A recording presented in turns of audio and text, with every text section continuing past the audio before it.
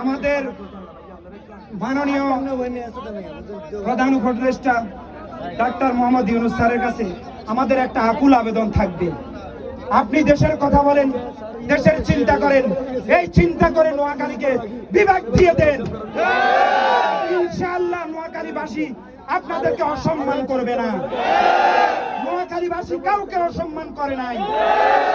নোয়াখালীবাসী এতদিন পর্যন্ত এতগুলো বড্ডা বড্ডা নেতা ছিল নোয়াখালীতে, আমরা কোনোদিন এত দাবি দাওয়া করছি না।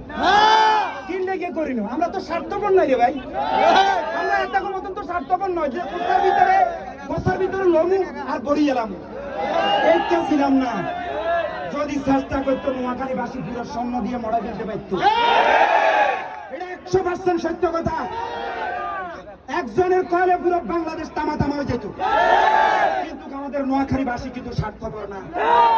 আমরা বাংলাদেশের জনগণের কথা চিন্তা করি, প্রত্যেকটা ডিস্ট্রিক্টের কথা চিন্তা করি, কিন্তু কাঙ্গলে সদর বদর করেন।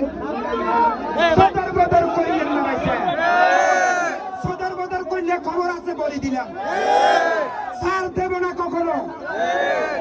আর আগামী কাল থেকে আমি আপনাদের কাছে একটা অনুরোধ জানাবো, ভাই ঘরে বসে থাকার সময় নেই।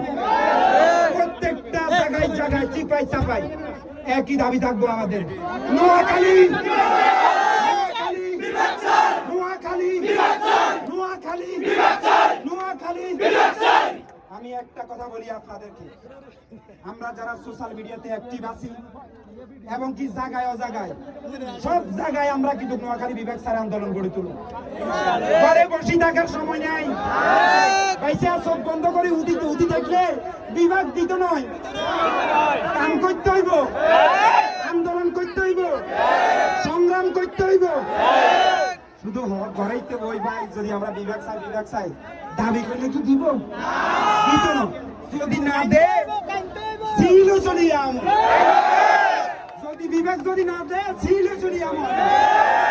তাই আমরা সবাই একযোগে একসাথে কাজ করতে হবে। একটা নোয়াখালীবাসী আপনাদেরকে একটা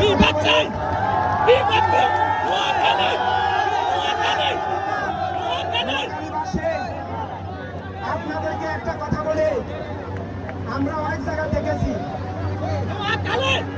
অনেক কিছু দেখেছি। এই বিভাগ, নোয়াখালী বিভাগ, কিছু চক্র মহলে আমাদেরকে চেষ্টা করতেছে নোয়াখালী বিভাগ আপনাদেরকে